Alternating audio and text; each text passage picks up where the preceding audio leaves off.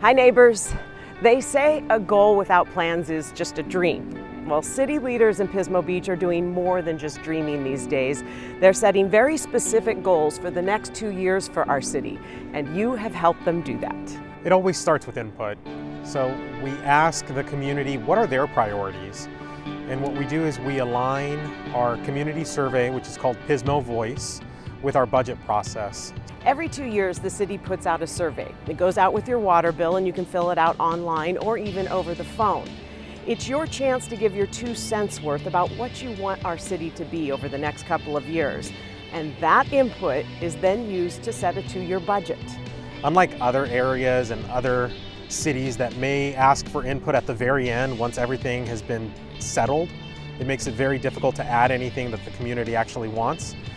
We start at the very beginning with what matters to our residents, what matters to our businesses and to the community at large. Your responses were then summarized and presented to the City Council at the start of the year. The goal-setting process is now in high gear. This is not about street sweeping. This is not about trash collection. This is about what are our goals? What are the high priority things that our community wants? Aspirational. So here are the results of your input. Goal number 1 is securing a reliable water source. I think our residents are aware of what happened to us just 5 years ago when we had the droughts. I think that's still fresh in people's minds. The high priority over the next couple of years is investing in Central Coast Blue, a regional water treatment project. What we're going to do is we're going to take the effluent from our water that goes out of our wastewater treatment plant, and we're going to purify that beyond drinking standards and inject it into the groundwater basin. Essentially what that project is going to do is it's going to give us a drought tolerant water source that our community will be able to rely on. So no longer will we have to rely on the whims of the state and how much water they're going to distribute to our community or how much water there is at Lake Lopez.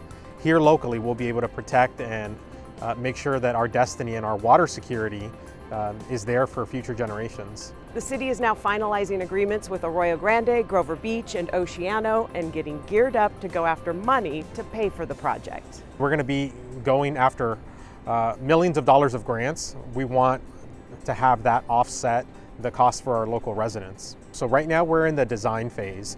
We're going to go after money, and then after that we're going to start construction. So we anticipate that in the next about 3 years we should have Central Coast Blue finalized. It's no longer aspirational. It's a reality, and that time is now. It will be a drought-proof, drought-resistant source of water.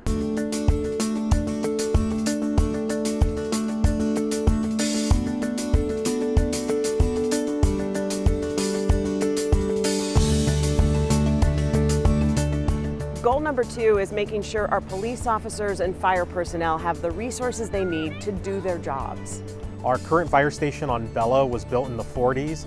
We're not able to respond as quickly as we can. Right now our firefighters live in a double-wide trailer behind Old City Hall. So by building a new state-of-the-art facility, we're going to be able to cut about 1.5 minutes on the response time. At the same time, the police department has outgrown its building, so the old fire station will become an addition to the police building, creating a public safety facility. So it'll be revised, we'll improve the office space, and more importantly, for some of our female officers, we're going to upgrade their break room facilities. We're going to put in new bathrooms, new showers, new locker rooms. The biggest change that people are going to see is the exit for the fire vehicles is actually going to be on the corner of Wadsworth and Bellow. So it's going to come out at a diagonal. It's not unrealistic that we may be seeing ground moving as early as December of this year. We anticipate construction will be about 1.5 years, but definitely well worth it. The city will also be purchasing a mobile command vehicle so that officers can do their job anywhere it needs to be done. Our priorities are to make sure that they have the latest equipment, the latest safety standards, and most importantly, the best training.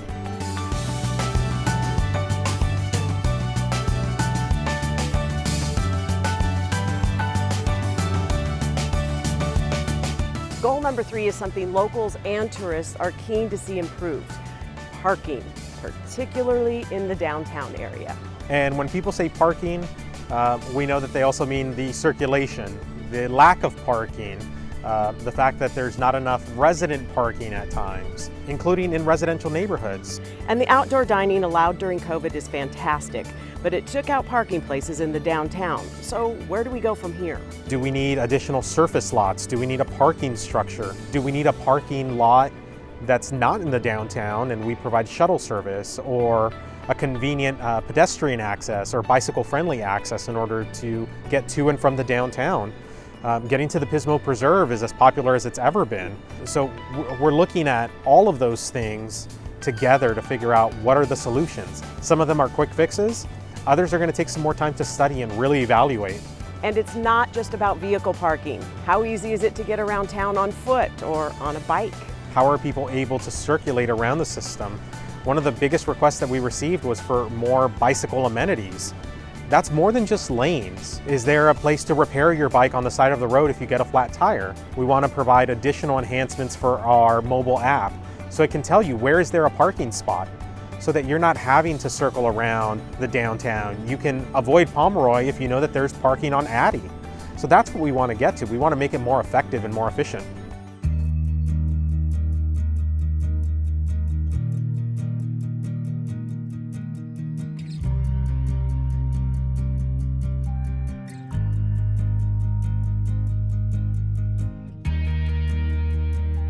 The fourth priority is something that draws many of us to Pismo Beach in the first place: preserving the community character of our city and the quality of life to be found here. We've been spending a tremendous amount of time, effort, and money because the residents told us they wanted a better downtown. They wanted a better outdoor living room. They wanted to be able to enjoy the Shell Beach streetscape. And now that we're done with those projects, they want us to focus in a couple other areas throughout the community. So we're looking at, can we make improvements to playgrounds? Can we make improvements to the streets? We want to really expand our paving project. So rather than spend a couple $1 million a year in paving, can we spend a little bit more? Can we prioritize resident paving? Some of the requests are as simple as trash cans along James Way. The other request that we get is for water bottle filling stations at community parks. Those are the types of quality of life changes that we can make that, while small, when you look at all of them together, they're going to make the experience just that much more pleasant. So community character and quality of life is the residents telling us that they want a little bit of the love. We get that through good goal setting and planning, and because of the tourists who love to visit here. We get to enjoy those tourism dividends because we have nicer parks. We have more police officers than a community of our size normally would. We enjoy a lot of benefits because of the tourists.